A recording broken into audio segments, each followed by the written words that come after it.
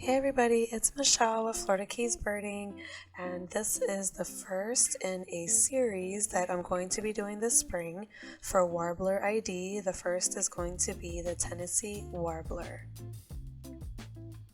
So for a spring male, the plumage is going to vary versus a fall male versus a female versus a juvenile with this bird.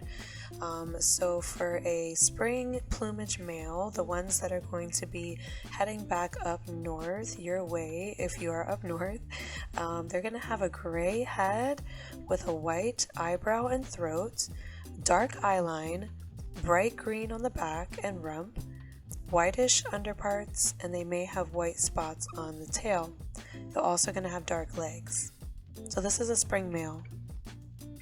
For a spring plumage female, they're going to have a grayish green head, yellowish eyebrow and throat, light yellow on the breast and sides, often no white spots on the tail, and they will resembles a warbling Vireo or a Philadelphia Vireo, also with the dark legs.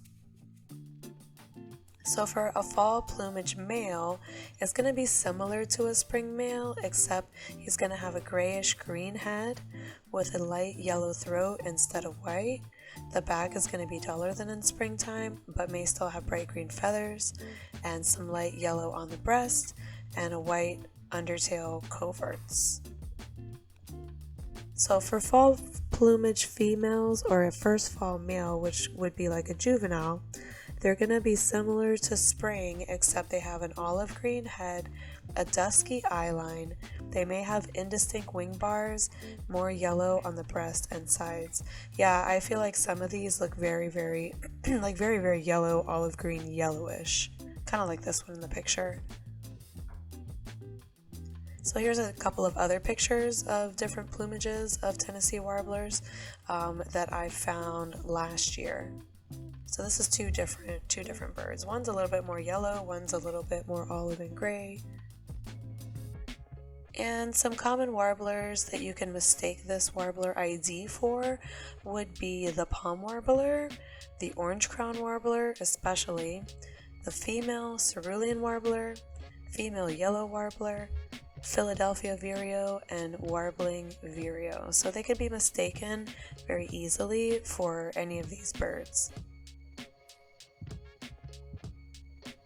And if you want to know where to find a Tennessee Warbler, they do eat spruce budworms in their breeding habitat up north in the summertime. So wherever you find those kind of worms, that's where you'll find them. So I'm assuming obviously like in the spruce trees and the forests up there, and they can be found in their wintering grounds on coffee plantations and citrus groves. And during migration, they're not super picky, so they can be found in many types of wooded habitats.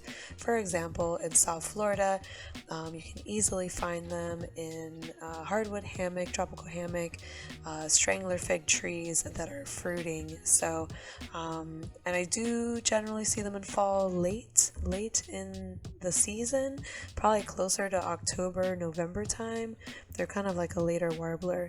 I don't know about spring. Haven't seen too many in the springtime, so I don't know about their timing for spring, but yeah, in the fall they're definitely down here in the fruiting fig trees late in migration. So this is the first in the series of Warbler ID for the Tennessee Warbler. I hope you guys enjoy this and you are able to identify the Tennessee Warblers coming your way very soon.